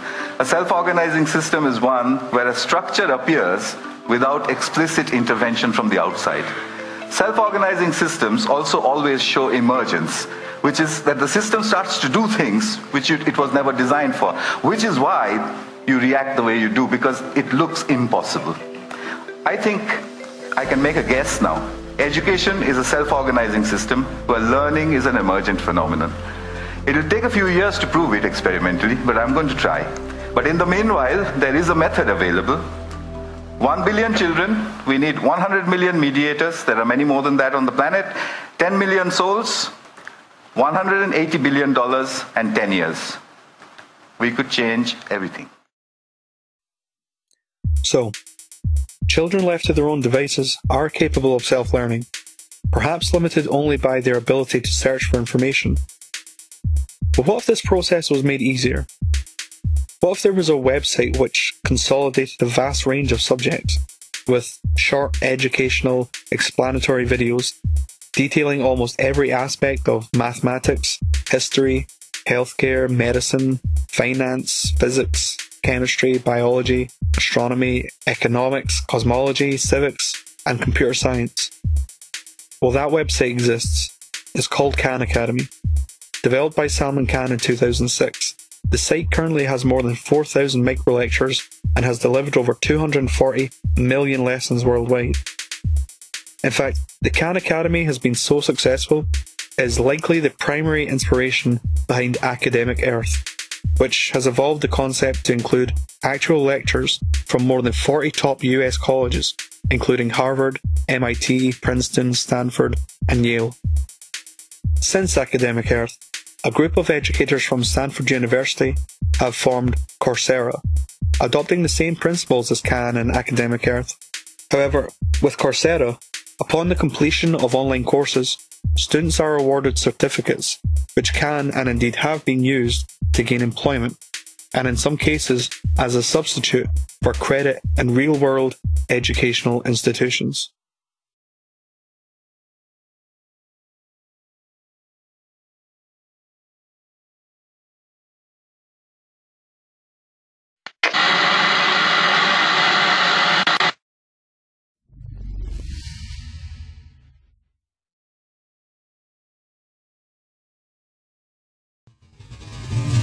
Now, looking at the future of the arts in relation to jobs, I feel an important distinction must be drawn here. There are really two concepts of employment which tends to go unacknowledged. The first is driven by financial necessity. This version makes employment something we submit to in order to gain access to our life-supporting needs. The other is driven by passion, making employment a creative outlet where financial stability is a byproduct and not the primary motivation. In fact, when it comes to art, or any process involving creativity, monetary rewards are actually inverse to productivity. Our motivations are unbelievably interesting. I mean, the science is really surprising. The science is a little bit freaky, okay? We are not as endlessly manipulable and as predictable as you would think. There's a whole set of unbelievably interesting studies. I want to give you two that call into question this idea that if you reward something, you get more of the behavior you want. If you punish something, you get less of it. So let's go from London to the mean streets of Cambridge, Massachusetts, in the northeastern part of the United States. And let's talk about a study done at MIT, Massachusetts Institute of Technology. Here's what they did. They took a whole group of students and they gave them a set of challenges. Things like memorizing strings of digits, solving word puzzles, other kinds of spatial puzzles, even physical tasks like throwing a ball through a hoop. Okay, they gave them these challenges and they said to incentivize their performance, they gave them 3 levels of rewards. Okay, so if you did pretty well, you got a small monetary reward. If you did medium well, you got a medium monetary reward. And if you did really well, if you were one of the top performers, you got a large cash prize. Okay. We've seen this movie before. This is essentially a typical motivation scheme within organizations, right? We reward the very top performers, we ignore the low performers, and the other folks kind of in the middle. Okay, you get a little bit. So what happens? They do the test, they have these incentives. Here's what they found out. 1, as long as the task involved only mechanical skill, bonuses worked as they would be expected. The higher the pay, the better the performance. Okay, that makes sense. But here's what happens. But once the task called for even rudimentary cognitive skill, a larger reward led to poorer performance. Now this is strange, right? A larger reward led to poorer performance? How can that possibly be? Now what's interesting about this is that these folks here who did this are all economists, 2 at MIT, 1 at the University of Chicago, 1 at Carnegie Mellon, okay, the top tier of the economics profession. And they're reaching this conclusion that seems contrary to what a lot of us learned in economics, which is that the higher the reward, the better their performance. And they're saying that once you get above rudimentary cognitive skill, it's the other way around. which seems like this kind of, the idea that these rewards don't work that way seems vaguely left-wing and socialist, doesn't it? It's kind of this kind of weird socialist conspiracy. For those of you who have those conspiracy theories, I want to point out the notoriously left-wing socialist group that financed the research, the Federal Reserve Bank. So this is the mainstream of the mainstream coming to a conclusion that's quite surprising, seems to defy the laws of behavioral physics. So this is strange. It's strange finding. So what do? They say, this is freaky. Let's go test it somewhere else. Maybe that $50 or $60 prize isn't sufficiently motivating for an MIT student, right? So let's go to a place where $50 is actually more significant relatively. Right? So let's take the experiment. We're going to go to Madurai, India, rural India, where $50, $60, whatever the number was, is actually a significant sum of money. So they replicated the experiment in India roughly as follows. Small rewards, the equivalent of 2 weeks' salary. Small performance, low performance, 2 weeks' salary. Medium performance, about a month's salary. High performance, about 2 months' salary. Okay, so those are real good incentives. Okay, so you're going to get a different result here. Well, what happened, though, was that the people offered the medium reward did no better than the people offered the small reward. But this time around, the people offered the top reward. They did worst of all. Higher incentives led to worse performance. What's interesting about this is that it actually isn't all that anomalous. This has been replicated over and over and over again by psychologists, by some extent by sociologists, and by economists, over and over and over again. For simple, straightforward tasks, those kinds of incentives, if you do this, then you get that, they're great. For tasks that are algorithmic, set of rules where you have to just follow along and get a right answer, if-then rewards, carrots and sticks, outstanding. But when the task gets more complicated, when it requires some conceptual creative thinking, those kinds of motivators demonstrably don't work. In fact, money is a motivator at work, but in a slightly strange way. If you don't pay people enough, they won't be motivated. What's curious about, there's another paradox here, which is that the best use of money as a motivator is to pay people enough to take the issue of money off the table. Pay people enough so that they're not thinking about money and they're thinking about the work. Now, once you do that, it turns out there are three factors that the science shows lead to better performance. Not to mention personal satisfaction. Autonomy, mastery, and purpose.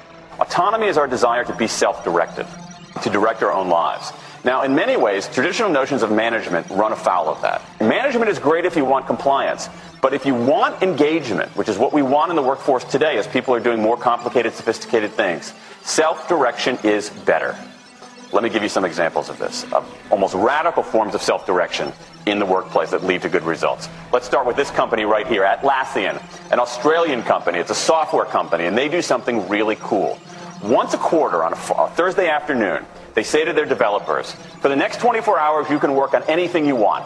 You can work on it the way you want. You can work on it with whomever you want. All we ask is that you show the results to the company at the end of those 24 hours in this fun kind of meeting, not a star chamber session, but this fun meeting with beer and cake and fun and other things like that. It turns out that that one day of pure, undiluted autonomy has led to a whole array of fixes for existing software, a whole array of ideas for new products that otherwise had never emerged.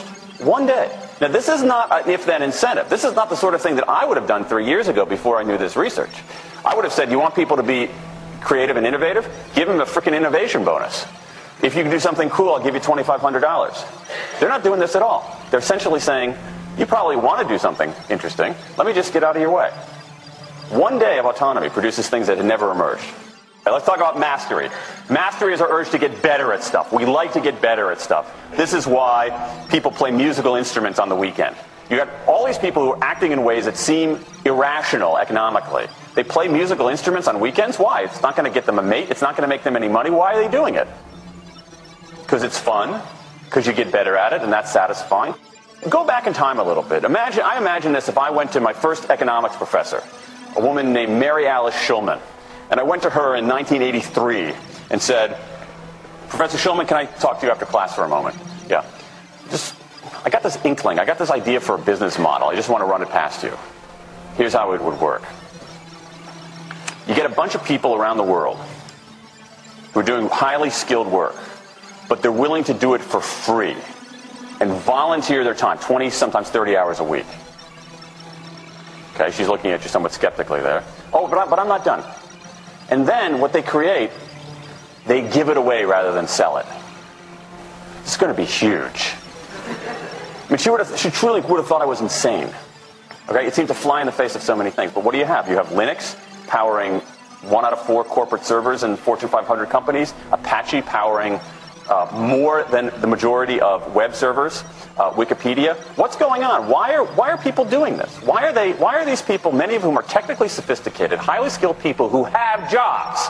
Okay? They have jobs. They're working at jobs for pay, doing sophisticated technological work. And yet, during their limited discretionary time, they do equally, if not more, technically sophisticated work, not for their employer, but for someone else for free. That's a strange economic behavior. Economists who look into it, why are they doing this? It's overwhelmingly clear. Challenge and mastery, along with making a contribution. That's it. What you see more and more is a rise of what you might call the purpose motive, is that more and more organizations want to have some kind of transcendent purpose, partly because it makes coming to work better, partly because that's the way to get better talent. And what we're seeing now is, in some ways, when the profit motive becomes unmoored from the purpose motive, bad things happen. Bad things ethically sometimes, but also bad things just like not good stuff, like crappy products, like lame services, like uninspiring places to work. That when the profit motive is paramount, or when it becomes completely unhitched from the purpose motive, it just, people don't do great things. More and more organizations are realizing this and sort of disturbing the categories between what's profit and what's purpose. And I think that actually heralds something interesting. And I think that the organizations that are flourishing, whether they're profit, for profit, or somewhere in between, are animated by this purpose motive. Let me give you a couple of examples. Here's the founder of Skype. He says, our goal is to be disruptive, but in the cause of making the world a better place. Pretty good purpose. Here's Steve Jobs. I want to put a ding in the universe. All right? That's the kind of thing that might get you up in the morning and racing to go to work. So I think that that we are purpose maximizers, not only profit maximizers. I think the science shows that we care about mastery very, very deeply. And the science shows that we want to be self-directed. And I think that the big takeaway here is that if we start treating people like people and not assuming that they're simply horses, slower, smaller, better-smelling horses, if we get past this kind of ideology of carrots and sticks and look at the science, I think we can actually build organizations and work lives that make us better off, but I also think they have the promise to make our world just a little bit better.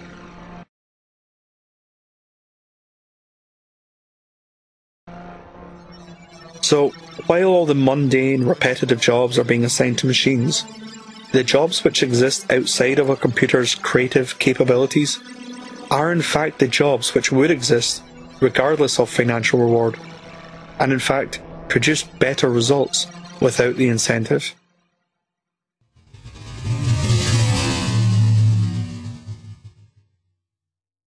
Earlier we looked at the possibility of certain media companies becoming exclusive to app form, but what would the future of media look like if a website such as YouTube decided to adopt the same feature of paid subscription viewing, incorporating, say, an embedded planner interface?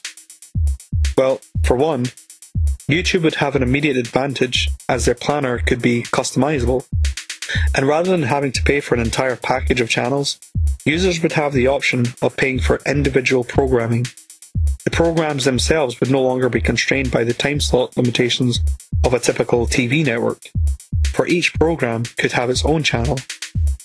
But this is all merely speculation, right? Well, no. Turns out YouTube are currently preparing to switch on live stream subscription viewing.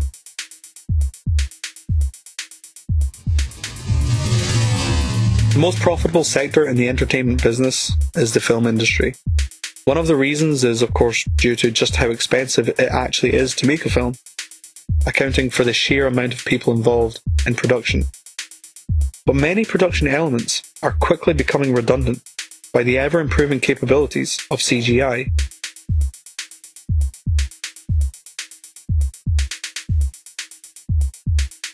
If filming outside, you only have a few hours of light each day to maintain continuity.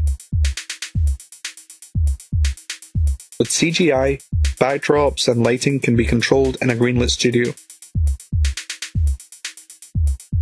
As far as on-screen performances, movies tend to have dozens of actors, each requiring multiple takes of a scene.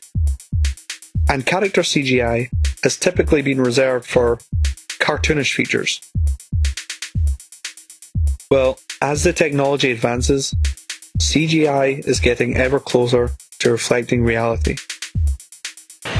Okay, first thing, smile, frown, look mean, eyebrows up, eyebrows down, move your mouth around like this.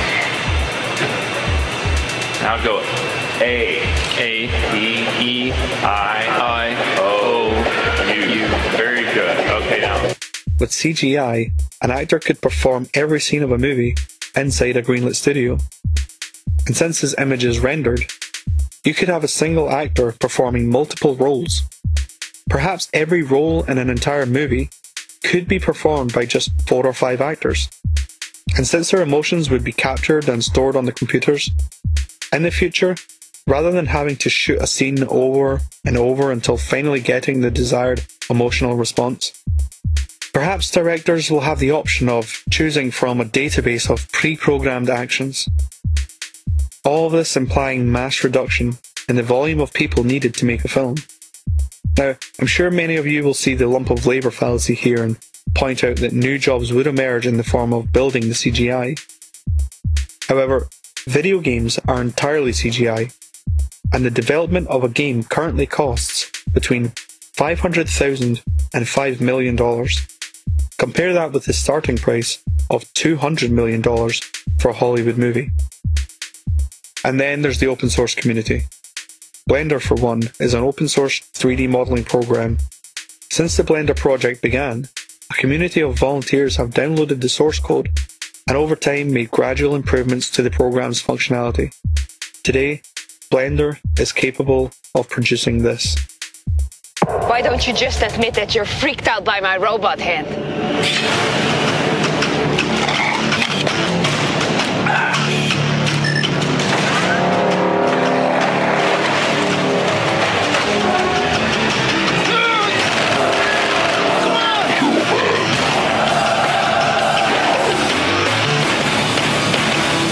This is pretty freaky.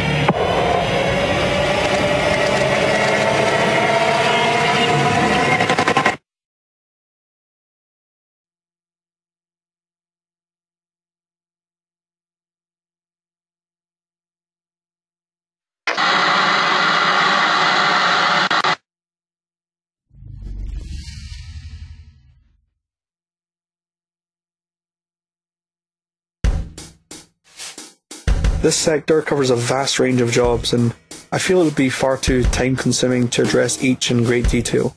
So let's run through these quickly. The workload typically required with legal advice and representation is now being diminished through the use of e-discovery, which enables one lawyer to do the work of 500. Accounting services are being replaced with software such as Cashflow, which can actually track bank transactions, obviating the need for manual input accounting. Translation and interpretation services are also being replaced with software, such as Lingual, which uses Apple's Siri technology to translate between 35 languages in real time. What is hello in Spanish? Okay, here you go.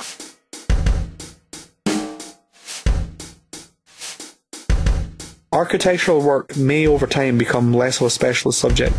As computers grew throughout the 90s, necessity demanded the majority of us familiarise ourselves with operating systems. I believe the advancements in 3D printing will demand more people become familiar with computer-aided design. And as the software improves, perhaps much of the architectural process could be constructed in a program similar to a Sims game.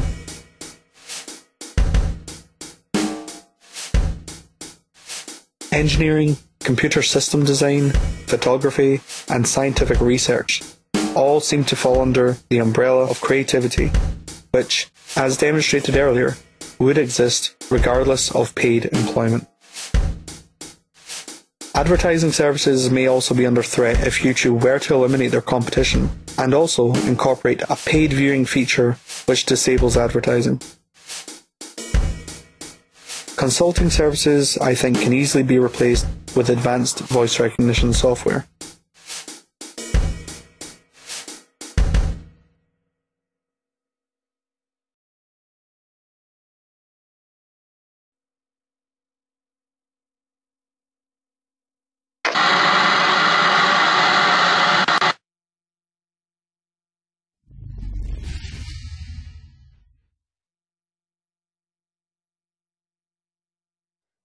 The core requirement of an administrator is to process, filter, organize, and categorize data.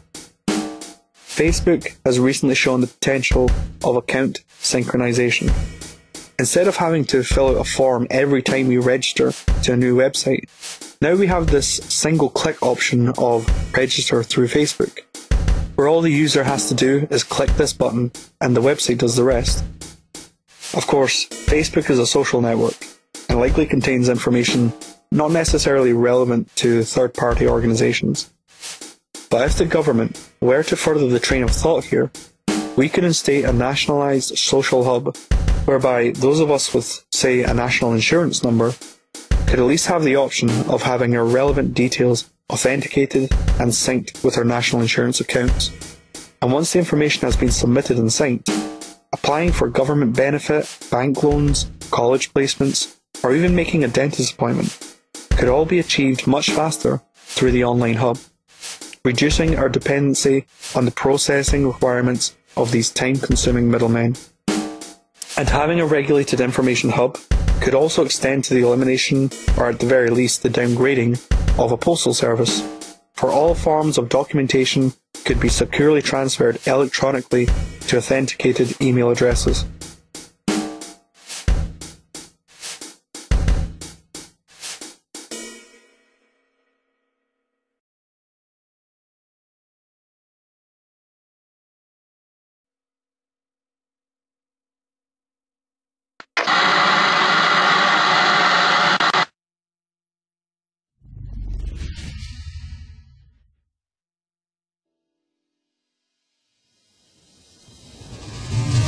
The world of finances and insurance is obviously dependent upon the circulation of money. So rather than address specific elements of this sector, it's perhaps easier to simply look at the root cause of our pending financial collapse. Far from automated systems, the fall of the global financial economy will result from simple causation principles in mathematics. Almost every form of trade in the world is represented through currency. Currency is a proclamation where a certain value is identified by a number. £1 will represent a value, which can differ slightly between traders, but generally holds an accepted range. And this ranging value is not determined or decided by politicians or bankers. It is a value derived from the market. When calculating the cost of housing, energy, transportation, as well as goods and services, we are presented with a consumer price index, and thus derive the overall market value of the pound. The markets themselves are predicated on consumer spending. So, if all consumers continually spent the same amount, the market prices would stabilise, and the economy could potentially function harmoniously, neither growing nor contracting. But let's take a step back and look at where money actually comes from in the first place. All money in circulation was created by, and is the property of, the central bank, in our case the Bank of England. This bank loans money to commercial and investment banks, which then issue loans themselves to rival banks, consumers, and businesses. So, since we are all trading borrowed money, cyclical consumption is not only a necessity for ensuring the integrity of the pound, it is also a requirement for the banks, thus the currency, to remain operational. Only one problem with this. This borrowing from the bank's process, it's not quite the same as a game of Monopoly where a friend might loan you some cash until you pass go. All the money borrowed from both the central and commercial banks have to be paid back with interest. But since the interest is in fact not created alongside the initial loan, the ability to pay back more than exists in principle is mathematically impossible if the goal was maintaining economic harmony. So instead we try to resolve the problem generated with interest through a process called quantitative easing, in which banks may temporarily lower interest rates and the government will often borrow more money at interest in an effort to grow the economy. See, rather than address the fundamental flaw of this system, we instead perpetuate an infinite growth paradigm, which of course is ultimately unsustainable on a finite planet. And in looking at the numbers, it doesn't seem this quantitative easing has had much effect. Here's the average monthly consumer costs in 2008. Compared with today, we have an overall price increase of 25%, while wages during the same time only rose by 6%. These results are simply because perpetual growth is unsustainable, and bankruptcy, redundancy, foreclosures, administrations, liquidations, loan defaults, and the raising of a country's debt ceiling are all built-in consequences, and we should expect nothing else of this system.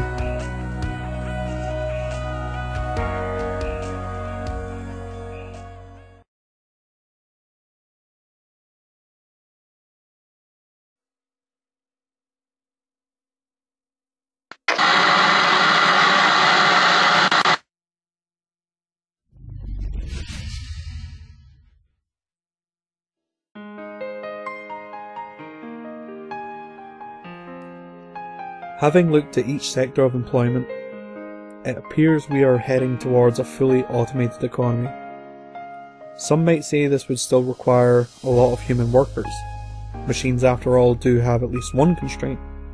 While they can work without a monetary incentive, they do require energy.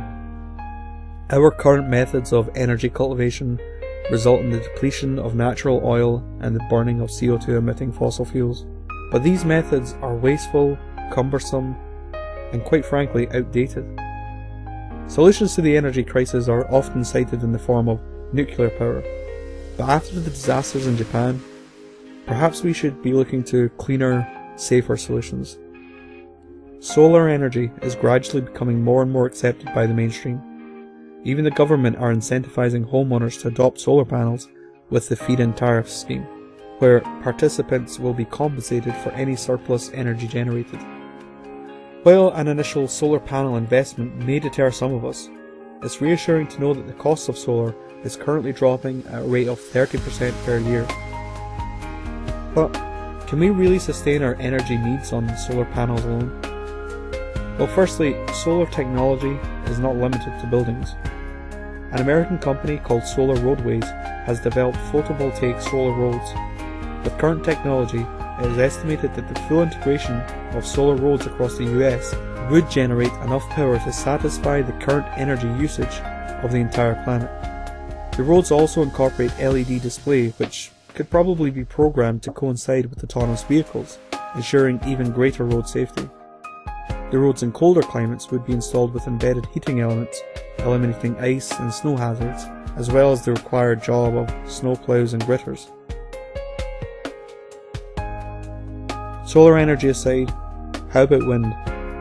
According to the US Department of Energy, if wind turbines were fully harvested in just 3 of America's 50 states, the energy cultivated would be enough to power the whole of the USA.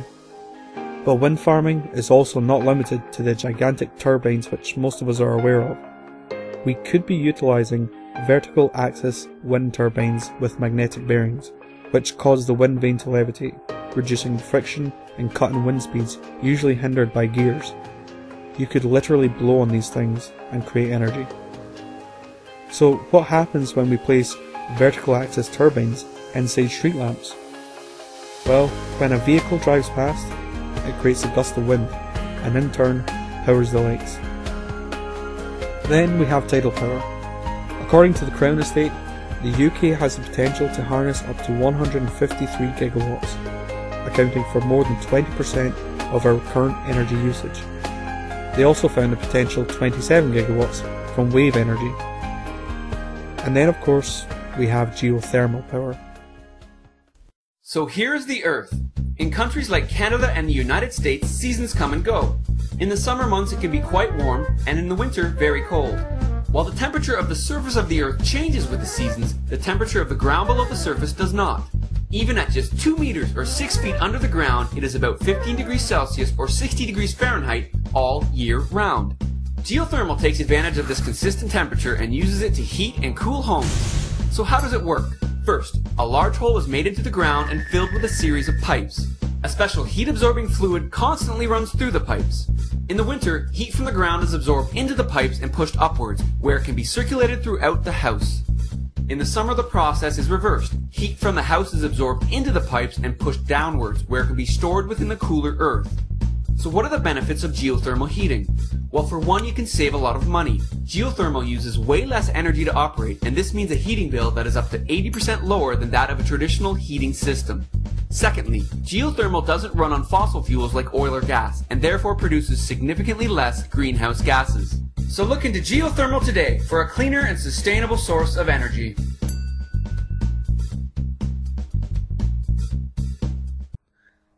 As well as heating homes, geothermal is being used to convert heat into energy. And in a 2006 MIT study, geothermal was found to have an energy potential of 2,000 zenojoules. The total global energy consumption is currently around 1/2 a zenojoule per year, signifying 4,000 years of planetary power from geothermal alone, meaning the powering of an automated economy is simply a non-issue. But then there's the other argument regarding machine maintenance. It is now a general assumption that machines are constantly in need of repairs. And, well, this is true, at least with respects to market products. See, within the market, there is planned obsolescence. In order to maintain cyclical consumption of goods, it is crucial that products have a short lifespan. The biggest issue and potential flaw to me over this invention is the fact that it's not an invention or a product that actually will be purchased more than once. You kind of almost want your product to break occasionally. If we were to remove our dependency on cyclical consumption, we could instead create products to last. The only threat to a machine's lifespan would be atmospheric erosion. And this is why in the future, all machine parts will be treated with a super hydrophobic coating which uses nanotechnology to repel water and refined oils.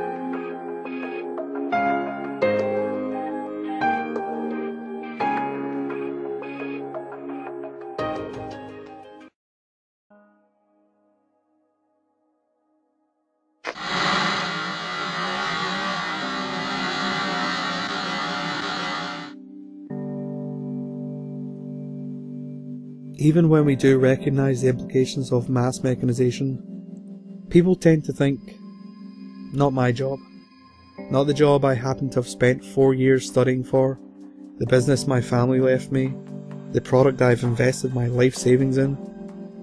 That job will be around forever. I'm sorry to tell you that that is merely wishful thinking. And yes, your job too is vulnerable. Even if not directly threatened by automation, we are all affected by the mechanisms of causation. When a store fails, the products on those shelves, thus manufacturing, is affected. Just as when the product becomes obsolete, the stores in turn suffer. Also, when 50% of household products are either redundant or freely downloadable, What do you think will happen to the world of advertising? Autonomous cars eliminate the need for a driving license, thus the need for driving schools and instructors. And since accidents are near impossible, there will be a reduction in time with car insurance companies, repair shops, and of course, taxable offences relating to speeding fines and the like. And as the overall state of the economy weakens, commercial banks, real estate, and government-funded institutions such as education and healthcare will all be affected. So if by now you're asking, what's the real solution to the unemployment problem? My question is, what's the problem? The loss of a job is historically synonymous with degradation and poverty, yet we're looking at a future in which organic food and clean energy are cultivated with levels of abundance never before seen. Homes can be constructed within a day without any human involvement. All tools, aesthetic objects, and even medicine are designed, downloaded, customized, and printed on demand, either made from in your home or delivered via autonomous vehicles, which have improved road safety and reduced travel time. Then of course there's better healthcare, free education, less waste, and this is all to say nothing of the explosion in entertainment. The real solution to our problems have nothing to do with capitalism, socialism, communism, the free enterprise system, or any other sub-related group, for these are market economies.